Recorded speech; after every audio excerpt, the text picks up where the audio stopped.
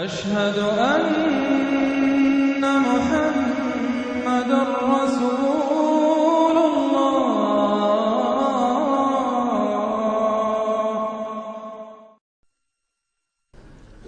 إذا جاءك المنافقون قالوا نشهد إنك لرسول الله والله يعلم إنك لرسوله والله يشهد إن المنافقين لكاذبون اتخذوا أيمانهم جنة فصدوا عن سبيل الله إنهم ساء ما كانوا يعملون ذلك بأنهم آمنوا ثم كفروا فطبع على قلوبهم فهم لا يفقهون صدق الله العظيم. رب اشرح لي صدري ويسر لي أمري واحلل عقدة من لساني يفقهوا قولي. قرآن مجید میں جو مدنی صورتوں کا یہ سب سے بڑا گلدستہ ہے، اس کے ہم 4 جوڑے پڑھ چکے ہیں، 3 جوڑے، سورہ حدید اور سورہ مجادلہ، پھر سورہ حشر اور سورہ ممتحنہ، پھر مرکزی جوڑا سورہ صف اور سورہ جمعہ۔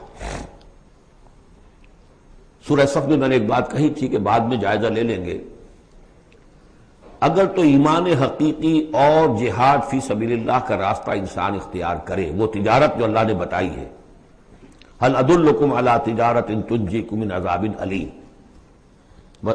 اس کا کیا حل ہے، کیا تجارت ہے؟ تؤمنون باللہ ورسولہ وتجاہدون فی سبیل اللہ باموالکم وانفسکم، یہ اگر کرتے ہو تو عذاب علیم سے بھی چھٹکارا ہے، تمہارے گناہ بھی معاف کر دیے جائیں گے، جنتوں میں داخل کیے جاؤ گے، مساکن طیبۃ فی جنات عدن دیے جاؤ گے۔ ایک خاص حد تک تمہارے ایمان اور عمل صالح کی جب ہم جانچ پرکھ کر لیں گے اور ثابت ہو گئے کہ تم نے حق ادا کر دیا، تو دنیا میں نصرت بھی آئے گی، فتح بھی ملے گی، اور سب سے بڑی بات یہ کہ تم اللہ کے مددگار قرار پاؤ گے۔ نہیں کرتے ہو اور ایمان کے دعوے ہیں اور اللہ سے محبت کے اور رسول سے عشق کے، تو کبر مقتا عند اللہ ان تقولوا ما لا تفعلون، اللہ تعالیٰ کی بیزاری شدید ہوتی چلی جا رہی ہے تمہارے اس طرز عمل پر، اور آگ سے چھٹکارا پانے کا خیال تمہارا خود ساختہ خیال ہے، امید موہوم ہے، اس لیے کہ کلام جو ہے یہ محمل کلام نہیں ہے۔ هل ادلکم علی تجارت تنجیکم من عذاب علیم، وہ تجارت تمہیں بتائی جائے جو عذاب علیم سے چھٹکارا دلا دے، وہ نہیں کرتے ہو اور چھٹکارا ہو گیا تو پھر یہ کلام غلط ثابت ہو گیا، پھر یہ کلام محمل ہے، بے معنی ہے۔ کرتے ہو تو سب کچھ ہے، اس کو کہتے ہیں ہماری فزیولوجی میں آل اور نن لا، وہ چیز ہوگی تو پوری ہوگی، نہیں ہوگی تو زیرو ہو جائے گی، پرسنٹیج نہیں ہے بیچ میں۔ مسلز کے بارے میں، یہ والنٹری مسلز جو ہوتے ہیں، ان کی کنٹریکشن جو ہوتی ہے آل اور نن، اگر تو سٹیمولس پورا مل جائے گا تو پوری کنٹریکشن ہوگی، اور اگر وہ سٹیمولس جو ہے کم ہے تو بالکل نہیں ہلے گا وہ، یہ نہیں کہ وہ درمیان میں، آل اور نن لا۔ اچھا، اس کے لیے جو آدمی چاہیے کیسے ٹرین کرنا، کیسے تیار کرنا، وہ سورۃ جمعہ۔ اب یہ جو دوسرا، بلکہ کہنا چاہیے کہ جو چوتھا جوڑا آ رہا ہے، اس میں ایک تو ترتیب آپ الٹی دیکھ رہے ہیں، پہلے آ رہی ہے وہ سورت جس میں کہ تسبیح کا ذکر نہیں ہے، بعد میں آئے گی سورہ تغابن جس میں تسبیح کا ذکر ہے۔ دوسری بات یہ کہ یہاں نفاق کا تذکرہ ہے اور سورہ تغابن میں ایمان حقیقی پر جامع ترین سورت ہے۔ میں نے آپ کو پہلے بتایا تھا کہ وہ مباحث، اب نفاق کی جو بحثیں آئی ہیں سورہ نساء اور سورہ توبہ کا تو اکثر حصہ اس پر مشتمل ہے، اور بھی تقریباً تمام مدنی صورتوں کے اندر وہ ذکر موجود ہے، کہیں ذرا ڈھکا چھپا ہے جیسے سورہ بقرہ میں، کہیں کھلم کھلا ہے، اعلانیہ ہے۔ اسی طریقے سے ایمان کی بحثیں تو پوری مکی قرآن میں پھیلی ہوئی ہیں، اس کے بلکہ اور خلاصے نکال کر بہترین جو ہے مدنی قرآن میں بھی لکھ دیے گئے ہیں، آیات الآیات ہے، آیت الکرسی ہے۔ لیکن ایک خلاصہ 11 آیتوں پر مشتمل نفاق کی حقیقت پر یہ سورہ منافقون، یہ منفی ہے، مثبت شے کہ ہے ایمان، 18 آیتوں پر مشتمل جامع ترین سورت قرآن حکیم کی ایمان کے موضوع پر سورہ تغابن۔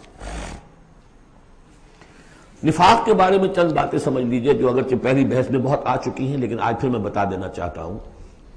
نفاق کی 2 قسمیں، ایک وہ شخص جو شعوری طور پر دھوکہ دینے کے لیے ایمان لایا، وہ شروع ہی سے منافق ہے، ایک دن بھی اسے ایمان کی لذت نصیب ہوئی نہیں۔ سورہ آل عمران میں اس کی مثال موجود ہے، سازش کی، صبح کو ایمان لاؤ، شام کو مرتد ہو جانا، تاکہ یہ اسلام کی جو ساکھ بن گئی ہے، گڈ ول بن گئی ہے، یہ ختم ہو جائے۔ تو ظاہر بات ہے جیسے کہ فرمایا گیا سورہ مائدہ میں وَقَدْ دَخَلُوا بِالْكُفْرِ وَهُمْ قَدْ خَرَجُوا بِهِ، وہ کفر کے ساتھ ہی داخل ہوئے تھے اور کفر کے ساتھ ہی نکل گئے، ان پہ ایک لمحہ بھی ایمان حقیقی کا آیا ہی نہیں۔ یہ بہت کم لوگ تھے اس قسم کے منافق۔ اصل منافق جو وہ کون تھا؟ دعوت آئی، دعوت نے قبول، دل نے قبول کیا، بات ٹھیک ہے، صحیح بات ہے، چلو پیش قدمی کرو، لیکن تھے کم ہمتیں، بزدل، تھڑ دلے۔ اب ظاہر بات ہے یہ دعوت تھی انقلابی دعوت، انقلابی دعوت میں تصادم کے مراحل آتے ہیں، اور وہاں جو ہے تکلیفیں، آزمائشیں، مصیبتیں، ایثار مال، بذل نفس، یہاں تک کہ وہ مرحلہ بھی آ سکتا ہے کہ نقد جان ہتھیلی پر رکھو اور میدان میں آ جاؤ۔ اب جو ذرا کمزور لوگ تھے ان کی ٹانگیں ذرا ہلنی شروع ہوئی، کپ کپی۔ پہلا مرحلہ یہ ہوا ان میں کہ انہوں نے اپنی قصور کو ماننا، ہم سے خطا ہو گئی، غلطی ہوئی۔ یہ سورہ توبہ میں پڑھ چکے ہیں، خلطوا عملا صالحا وآخر سیئا۔ اب یہ ہے کہ کسی وقت اچھے کام بھی کر رہے ہیں، کسی وقت کوئی برا کام بھی کر دیا، کبھی کوئی لبیک بھی کہہ دیا، کبھی کہیں کھسک گئے، لیکن اپنی غلطی مان لی کہ حضور ہم سے غلطی ہوئی، ہم کوئی جھوٹا بہانہ نہیں بناتے، آپ جو سزا چاہیں دے لیں، ہم حاضر ہیں۔ اس درجے کو کہیں گے ضعف ایمان، یہ نفاق نہیں ہے، ضعف ایمان۔ اگلا درجہ آتا ہے جب آدمی کی جو جھوٹی عزت نفس ہے، اخذت العزت بالاسم، وہ جھوٹی عزت نفس اسے کہتی کب تک مانو گے اپنی خطائیں، تم جھوٹا بہانہ کر دیا کرو، یہ تھا مسئلہ، وہ تھا مسئلہ، یوں تھا، ایسا تھا، خدا کی قسم نہیں، وہ تیسرا مرحلہ ہے۔ جھوٹا بہانہ جہاں شروع کیا نفاق شروع ہو گیا۔ لہذا منافقین کے ضمن میں ہمیشہ آپ کذب کذب کذب اس کو دیکھیں گے۔ اگلا مرحلہ آیا، انہوں نے دیکھا کہ یہ تو اب ہماری قسم، ہم جو بہانہ بناتے تو لوگ مسکراتے ہیں، کچھ وہ سمجھتے ہیں کہ یہ جھوٹا بہانہ بنا رہا ہے، لہذا قسمیں کھا کر مؤکد کیا اپنی قسموں سے۔ یہ سیکنڈ سٹیج میں ٹی بی آ گئی، نفاق کی T B in second stage, جھوٹا بہانہ فرسٹ سٹیج، جھوٹی قسم سیکنڈ سٹیج۔ ایک عرصہ آتا ہے کہ اس کے بعد اس پر بھی اعتماد لوگوں کا اٹھ جاتا ہے، تو اب ان کے اندر ایک شدید قسم کا ریئیکشن پیدا ہوتا ہے، ایمان اور اہل ایمان کی دشمنی پیدا ہو جاتی ہے، اور یہ دشمنی سب سے زیادہ ٹارگٹ کرتی ہے قائد کو۔ اس نے ہمارے لیے ساری مصیبت کھڑی کر دی، ہم آرام سے اپنے مدینے میں آباد تھے، رہ رہے تھے، یہ آ گیا، اس نے آ کر یہ سارا جو ہے معاملہ ہمارے لیے، بھائی کو بھائی سے جدا کر دیا، خاندانوں میں رفت پیدا کر دی۔ اب ہماری دوستیاں تھیں ان سے اوس اور خزرج کی دوستیاں تھیں، ان تمام یہودی قبائل سے ہمارے وہ سارے حلیفی تعلقات ٹوٹ گئے، تو وہ ساری دشمنی جو ہے اب یہ عداوت بن جاتی ہے اہل ایمان کی، اور خاص طور پر اہل ایمان کے قائد جو اس وقت کون تھے؟ محمد رسول اللہ۔ دس از دی تھرڈ سٹیج۔ یہ ٹی بی کی وہ تھرڈ سٹیج ہے جو پہلے کبھی ہو جاتی تھی تو ہم سمجھتے تھے کہ اب یہ لا علاج ہے۔ یہ ہے نفاق کی اصل حقیقت۔ اسی لیے اس وقت جو لوگ کسی تحریکی تصور سے آشنا ہی نہیں، انقلابی تصور دین ان کے سامنے آیا ہی نہیں، وہ منافق نہیں ہو سکتا، وہ ضعیف الایمان آدمی ہے۔ لیکن جو شخص ایک مرتبہ کسی تحریک کو، انقلابی تحریک کو قبول کر کے آگے آ جائے، اب وہ منافق ہو جائے گا اگر وہ ٹھیک نہیں چلتا ہے۔ یہ بات میری جو ہے آج پلے باندھ لیجئے۔ عام اس وقت مسلمان منافق نہیں، انہیں پتہ ہی نہیں کہ دین کا تصور یہ ہے، دین کا یہ مطلب ہے، مولویوں نے سمجھایا ہی نہیں۔ دین کا نام ہے نماز، روزہ، اور لیلۃ القدر مل گئی تو بیڑا پار، ساری زندگی کے سارے گناہ معاف۔ انہیں تو یہ تصور دیے گئے، حج کرائے تو پاک ہو کے آ گئے، اور عمرہ کیا تو پاک ہو کے آ گئے۔ باقی یہ کہ تم جس طرح چاہو کماؤ، ہمارے نذرانے آنے چاہیے، اللہ اللہ خیر صلی اللہ، وہ پیر ہوں یا علماء ہوں۔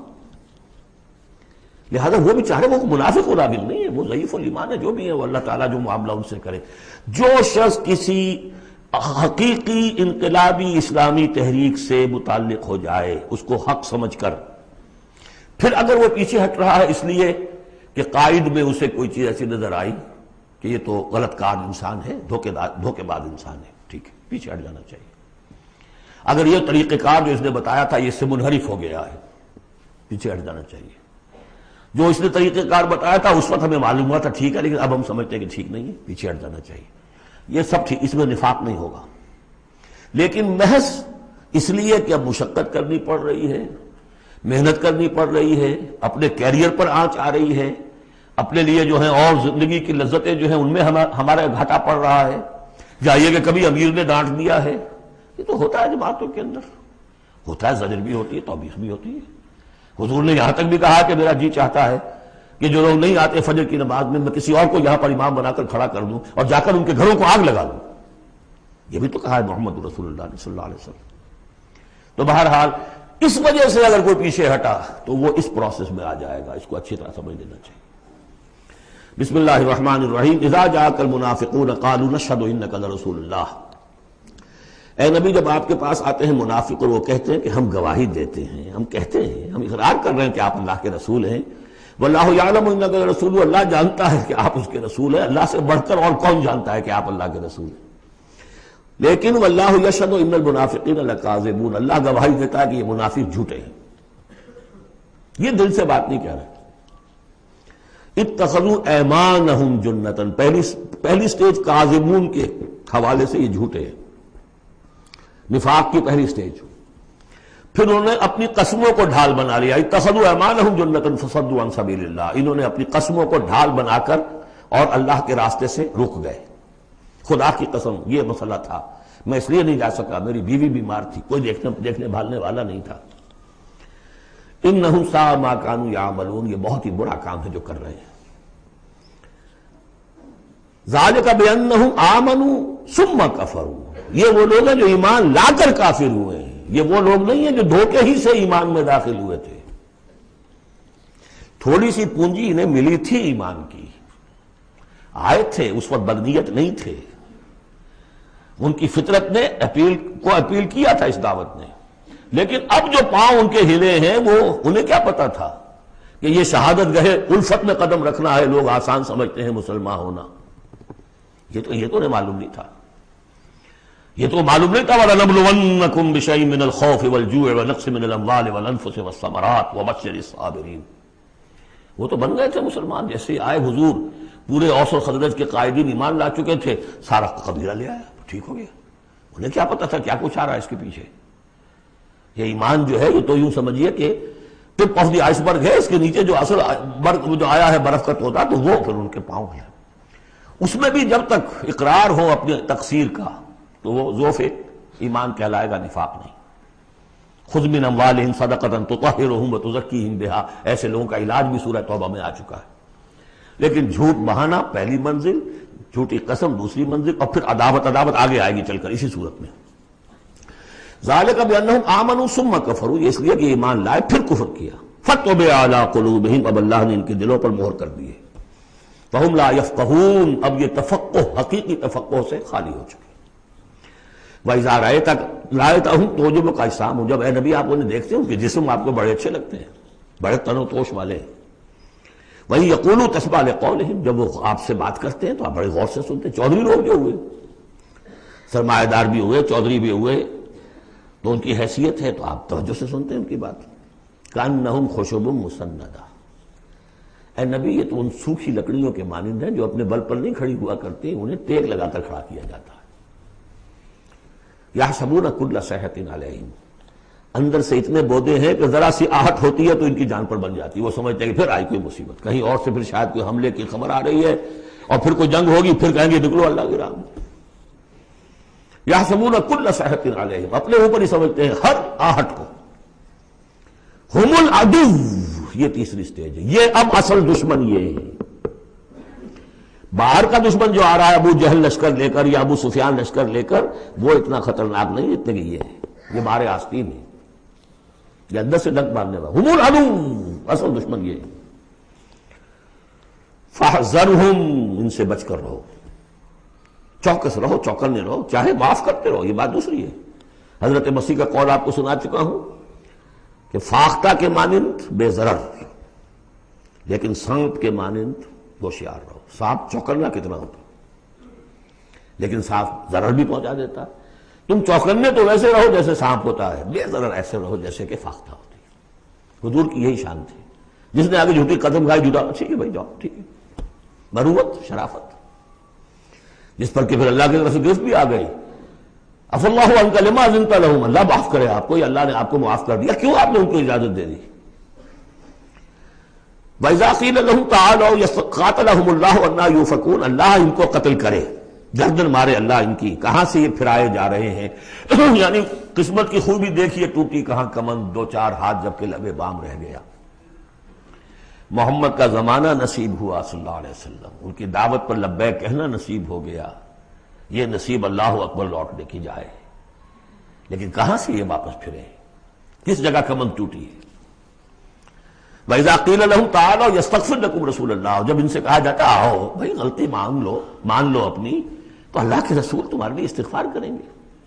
تو رسول کی دشمنی تو ان کے دل میں بنی ہوئی ہے، کیسے آئیں. جب کہا جاتا آؤ تمہارے لیے اللہ کے رسول استغفار کریں گے اللہ سے، لَوَّوْا رُؤُوسَهُمْ، وہ اپنے سروں کو مٹکا، جی آئیں گے ٹھیک ہے ذرا میں بعد میں آؤں گا. وَرَأَيْتَهُمْ يَصُدُّونَ وَهُمْ مُسْتَكْبِرُونَ، اور آپ دیکھتے ہیں انہیں کہ وہ رک جاتے ہیں، آتے نہیں. تکبر ہے، مستکبرون. اب نبی کے سامنے جا کے روز اپنی خطاؤں کو ہم اعتراف کرتے رہے. ہماری بھی کوئی عزت نفس ہے، یہ کیا ہے جس وقت چاہا ہمیں ڈانٹ دیا. آخر یہ کہ عزت نفس ہے ہماری بھی. سواء علیہم استغفرت لہم ام تستغفر لہم ام لم تستغفر لہم، برابر ہے ان کے لیے نبی، چاہے آپ ان کو معاف فرمائیں، آپ استغفار کریں چاہے نہ کریں، لن یغفر اللہ لہم، اللہ ان کو ہرگز معاف نہیں کرے گا. اس سے اگلی سٹیج میں یہ آیت آ چکی ہے سورہ توبہ میں، استغفر لہم او لا تستغفر لہم ان تستغفر لہم 70 مرۃ فلن یغفر اللہ لہم. اب اے نبی ان کے لیے تو چاہے آپ استغفار کریں چاہے نہ کریں، آپ 70 مرتبہ بھی استغفار کریں گے تب بھی اللہ ان کو معاف نہیں کرے گا. اور حضور کی مربت دیکھیے، حضور فرماتے ہیں کہ اگر مجھے یہ معلوم ہوتا کہ 70 سے زیادہ مرتبہ استغفار کرنے سے ان کی نجات ہو جائے گی تو میں 70 سے زیادہ مرتبہ استغفار کرتا. لیکن یہاں 70 مراد نہیں ہے، 70 سے مراد جتنی چاہے آپ استغفار کر لیں. ہم الذین، اب یہ عداوت کا جو ہے ان کا جو نقشہ ہے، یہ واقعات پیش کیے جا رہے ہیں. ایک غزوے سے واپسی پر دو مسلمانوں کی کچھ لڑائی ہو گئی، ایک مہاجر تھے اور ایک تھے انصاری. اب وہ پانی بھرنے پر کہیں، بلکہ ان کی بھی نہیں، ان کے خادموں کی لڑائی ہو گئی تھی. اس کو وہاں منافقوں نے اچھال دیا، مہاجرین اور انصار کا جھگڑا بنا دیا، اور کہا اس وقت آ کے عبداللہ ابن ابی نے، دیکھو تم نے اصل میں ہے انصار، اے مدینے والو، یثرب والو، تمہاری مثال تو وہی ہے جو کہتے ہیں کہ سمن کلبک یا کولوک، اپنے کتے کو کھلا پلا کے موٹا کرو کہ کبھی تمہیں ہی کاٹے گا. تم نے ان کو جگہ دی، پناہ دی، کھلایا پلایا، اب یہ تمہارے سر کو آ رہے ہیں، غریبانوں کو آ رہے ہیں. خدا کی قسم اگر ہم اب مدینے پہنچ گئے تو ان ذلیلوں کو وہاں سے نکال باہر کریں گے. ان کی یہ جرت، انصاری کا خادم اور ایک مہاجر کا خادم لڑے ایک انصاری کے خادم سے. ہم نے پناہ دی، اپنے ٹکڑے کھلائے ان کو، اپنی جگہ دی، اور آج یہ ہمارے سروں کو آ رہے ہیں، ہمارے منہ کو آ رہے ہیں. یہ بکواس اس نے کی. وہاں موجود تھے ایک نوجوان زید ابن ارقم، انہوں نے جا کے حضور کو بتا دیا. حضور نے بلایا، نہیں جی جھوٹ پتہ میں نے نہیں کہا، یہ چھوکرے نے پتہ نہیں کہاں سے سن لیا، یہ چھوکرا کیا ہے یہ، اور آپ اس کی بات مان رہے ہیں میرے معاملے میں. خاموش رہے حضور. پھر یہ آیات اتر گئی جس نے چھوکرے کو صحیح ثابت کیا کہ کہا انہوں نے یہ. تو حضور نے فرمایا کہ لڑکے کے کان نے غلط نہیں سنا تھا. لیکن ایک بات نوٹ کر لیجئے، ان معاملات میں بھی حضور کوئی اقدام نہیں کر سکے عبداللہ ابن ابی کے خلاف. یہ نوٹ کرنے کی بات ہے. یہ جو لوگ سمجھتے ہیں کہ مکمل سٹیٹ قائم ہو چکی تھی مدینے میں، فوراً حضور کے جاتے ہی بڑی حماقت کے اندر مبتلا ہے. یہ ضرور ہے کہ حضور کو وہاں ایک حیثیت حاصل ہو گئی، لیکن جو تصور ہمارا ہے اس زمانے میں سٹیٹ، ریاست میں کبھی یہ ہو سکتا ہے کہ فوج میں سے 1000 میں سے 300 بھاگ جائیں، ان سے کوئی بات پرس بھی نہ ہو بعد میں. Is it possible؟ آج کی جدید ریاست میں کہیں یہ ممکن ہے کہ آپ کہیں اور عدالت، کسی اور عدالت میں اپنا مقدمہ لے جائیں؟ محمد کی عدالت میں نہیں جانا چاہیے، ہمیں تو یہودیوں کی عدالت میں جانا ہے. منافقین یہ کرتے تھے، کوئی پکڑ نہیں تھی. پکڑ کب شروع ہوئی ہے؟ فتح مکہ کے بعد. اب یہ اس کی خوش قسمتی تھی عبداللہ ابن ابی کہ اس سے پہلے یہ واصل جہنم ہو گیا خود ہی، ورنہ یہ کہ فتح مکہ کے بعد ریاست قائم ہوئی ہے. یہی وجہ کہ اس کے بعد پھر جب جنگ کا اعلان ہوا ہے تو جو نہیں گئے ان سے باس پرس ہوئی ہے، حساب کتاب ہوا، اس سے پہلے نہیں. تو اصل مسٹیک جو ہے عبداللہ ابن ابی کا یہاں پہ بھی خاموش. ایک موقع پر جب کہ تہمت کا معاملہ چل رہا تھا تو ایک دفعہ حضور کے زبان مبارک سے ایسے الفاظ میں نکل گئے، دکھا دل، کہ کیا کوئی شخص نہیں ہے کہ جو مجھے اس ایذا رساں شخص جو ایذا پہنچا رہا ہے اس کی ایذا سے بچا سکے. اب انڈیا ظاہر تھا صاف کہ کیا کوئی شخص اس کو قتل نہیں کر سکتا. اب واقعات مختلف آتے ہیں. ایک واقعے میں تو یہاں تک آتا ہے کہ سعد ابن معاذ موجود تھے، حضور نے انہوں نے کہا کہ حضور آپ مجھے حکم دیجئے میں قتل کرتا ہوں. سعد ابن عبادہ تھے، وہ خزرج میں سے تھے. وہ فوراً تم یہ اس لیے کہہ رہے ہو کہ وہ خزرج کا آدمی ہے. تو معلوم یہ ہوا کہ وہ جو قبائلی عصبیتیں تھیں کسی نہ کسی درجے میں ابھی موجود تھیں. ایک دن میں صاف نہیں ہوتی یہ چیزیں. پھر حضرت سعد ابن عبادہ کہتے ہیں حضور سے، حضور اس شخص کے معاملے میں نرمی کیجئے. اصل میں اس شخص کو ہم بادشاہ بنانے کا فیصلہ کر چکے تھے، اس کے لیے ہم تاج تیار کر چکے تھے. آپ آئے تو اس کے سارے خواب جو ہیں وہ بکھر گئے. اس کا ایک طرز عمل ہے لیکن یہ کہ اس کا اثر ہے ہمارے قبیلے میں. حکمت اور مصلحت کا تقاضا یہ ہے کہ اس کے خلاف اقدام نہ کیا جائے. یہ بات سمجھ. ابھی ریاست اس درجے کی نہیں تھی کہ ان تمام چیزوں کو بالکل، ان مصلحتوں کو بالکل نظر انداز کرتے ہوئے جو قدم چاہے اٹھا دیں. یہ نہیں. اب کتنا بڑا کفر ان کا چلا آ رہا ہے یہاں پر. ہم الذین یقولون لا تنفقوا علی من عند رسول اللہ حتی ینفضوا. یہی ہیں وہ لوگ جو کہتے ہیں کہ مت خرچ کرو ان پر جو اللہ کے رسول کے گرد جمع ہو گئے ہیں. دیکھنا ان بستیوں کو تم کے ویراں ہو گئیں، یہ سب بھاگ جائیں گے اگر تم ان کے اوپر خرچ نہ کرو. حتی ینفضوا، یہاں تک کہ وہ منتشر ہو جائے.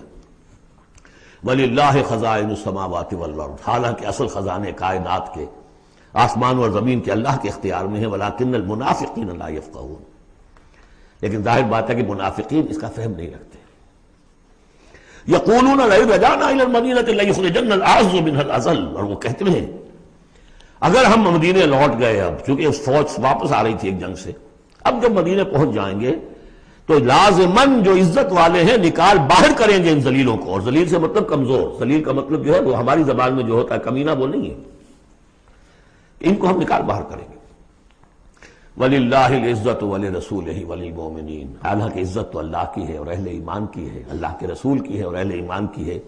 وَلَٰكِنَّ الْمُنَافِقِينَ لَا يَعْلَمُونَ، لیکن یہ منافق جانتے نہیں. لیکن ہوا یہ کہ جب یہ قول پہنچا ہے، عبداللہ ابن ابی کے بیٹے کا نام بھی عبداللہ ہے، وہ بڑے مخلص نوجوان، خالص، صادق القول، صادق الایمان. انہیں معلوم ہے میرے باپ نے یہ کہا ہے، تو مدینے میں دروازے میں کھڑے ہو گئے ننگی تلوار لے کر. اپنے باپ سے کہا ہے کہ جب تک تم یہ نہیں مانو گے کہ تم ذلیل ہو، عزت ہے اللہ کے لیے اور اس کے رسول کے لیے اور اہل ایمان کے لیے، اس وقت تک مدینے میں گھسنے نہیں دوں گا. فریاد بھی کی، حضور سے بھی کہا، لیکن پھر کہنا پڑا اس کو کہ ہاں اللہ اور اس کا رسول اور اہل ایمان عزت والے ہیں، ہم ذلیل ہیں. تب داخل ہوں گے. یہ 8 آیات ہیں حقیقت ایمان، اس کی اصل بیماری، اس کی سٹیجز، پروگنوسس کہ کہاں تک یہ لے جا سکتی ہے بیماری کہ رسول کا استغفار بھی مفید نہ رہے. اور 3rd سٹیج دشمنی پیدا ہو جائے. اب اگلی 3 آیات جو دوسرے رکوع کی ہیں اس میں اس کا علاج ہے. علاج جو ہے ایک پریونٹیو ہوتا ہے، کیوریٹیو. پریونٹیو یہ ہے کہ اس مرض کی چھوت نہ لگے، ٹیکہ لگاؤ، اسمال پاکس کا ٹیکہ لگا دو، چھوت نہیں لگے گی. ایک یہ کہ اگر ہو ہی جائے تو پھر یہ ہے کہ اس کا علاج. پریونٹیو کیا ہے؟ یا ایھا الذین آمنوا لا تلھکم اموالکم ولا اولادکم عن ذکر اللہ. اہل ایمان تمہیں غافل نہ کرنے پائے تمہارے اموال اور تمہاری اولاد اللہ کی یاد سے. وَمَن يَفْعَلْ ذَلِكَ فَأُولَٰئِكَ هُمُ الْخَاسِرُونَ، اور جو کچھ یہ کریں گے تو وہی خسارے میں رہیں گے. اب ذکر سے مراد صرف وہ ذکر نہ سمجھیے تسبیح. اللہ یاد رہے، اپنا فرض یاد رہے، آدمی چاق و چوبند رہے، اپنے فرض کی ادائیگی کے لیے کمر بستہ رہے، سب ذکر میں. جہاد سے غافل نہ کر دیں تمہارے مال اور اولاد. ان میں اتنا انہماک ہو جائے کہ وقت ہی نہیں، میں کیا کروں جی، وقت ہی نہیں. وقت کہاں سے آئے گا؟ آپ نے معبود بنا رکھا ہے اپنے سٹینڈرڈ آف لیونگ کو، سٹیٹس کو، سٹیٹس سمبل معبود ہے، اب اسی کو پوج رہے ہیں آپ صبح سے شام، اور رات کے اوقات میں بھی سوچ بچار اسی کی ہے، تب کہیں جا کر وہ سمبل جو ہے قائم رہتا ہے، تو کیسے ہوگا؟ اس کا جو ہے کیوریٹو ٹریٹمنٹ وہ کیا ہے؟ دیکھیے نفاق الف اس میں ڈال دیجئے، انفاق یہ اس کا علاج ہے، انفاق خرچ کرو خرچ کرو۔ نفاق کا اصل سبب کیا ہے؟ دنیا کی محبت، دنیا کا محبت کا سب سے بڑا مظہر کیا ہے؟ مال کی محبت، اور علاج بالمثل یہ ہوگا مال نکالو، یہ ہے اس کی اصل علاج۔ جیسے سورہ حدید میں ہم نے پڑھا تھا کہ زمین کے اندر ہل چلانا پڑے گا، ہل کیا ہے؟ ان المصدقین والمصدقات واقرضوا اللہ قرضا حسنا یضاعف لهم ولهم اجر کریم والذین آمنوا باللہ ورسلہ اولئک هم الصادقون۔ یہ گند نکال دو دل سے، پھر ایمان کا بیج پڑے گا تو لہلائے گی کھیتی، پھر صدیقیت کی طرف جاؤ چاہے شہادت کی طرف، یہ تمہاری استاد تباہ ہے۔ وَأَنفِقُوا مِمَّا رَزَقْنَاكُم مِّن قَبْلِ أَن يَأْتِيَ أَحَدَكُمُ الْمَوْتُ، اور خرچ کر دو اس میں سے جو کچھ ہم نے تمہیں دیا، اس سے پہلے کہ تم میں سے کسی کی موت کا وقت آئے۔ فَيَقُولَ، پھر وہ اس وقت کہے، رَبِّ لَوْلَا أَخَّرْتَنِي إِلَىٰ أَجَلٍ قَرِيبٍ، پروردگار اسے ذرا کچھ دیر کے لیے مؤخر کر دے۔ فَأَصَّدَّقَ وَأَكُن مِّنَ الصَّالِحِينَ، تو میں بڑی تصدیق کروں گا اور خیرات و صدقات سارا کچھ دے دوں گا، اور میں بالکل صالحین میں سے ہو جاؤں گا۔ وَلَن يُؤَخِّرَ اللَّهُ نَفْسًا إِذَا جَاءَ أَجَلُهَا، جب کسی جان کا وقت آ جائے گا، وقت معین، پھر اللہ اسے کسی صورت مؤخر نہیں کرے گا۔ قوموں کی اجل تو پھر بھی مؤخر ہوئی ہے، قوم یونس کی ہو گئی ہے، لیکن یہ کہ انفرادی اجل کبھی مؤخر نہیں ہوتی۔ وَاللَّهُ خَبِيرٌ بِمَا تَعْمَلُونَ، اور جو کچھ تم کر رہے ہو اللہ اس سے باخبر ہے۔ اب یہ تو تھا منفی نفاق، مثبت ہے ایمان۔ ایمان کے سلسلے میں جو باتیں سورہ حدید میں آئی تھیں، اب یہ پوری صورت، وہاں جو آیا تھا قتال اور جہاد اور حدید، یہ ساری چیزیں آئی تھیں نا، انزلنا الحدید، اور انبیاء کی بعثت کا مقصد، وہ سارا مضمون سورہ صف میں آ چکا ہے۔ اس کے لیے کیسے انسان آئیں گے وہ سورہ جمعہ میں آ چکا ہے۔ سورہ حدید میں بھی آیا تھا، هو الذی ينزل علی عبدہ آیات بینات لیخرجکم من الظلمات الی النور، وہی ہے اللہ جو نازل کر رہا ہے اپنے بندے پر آیات بینات تاکہ وہ نکالے تمہیں اندھیروں سے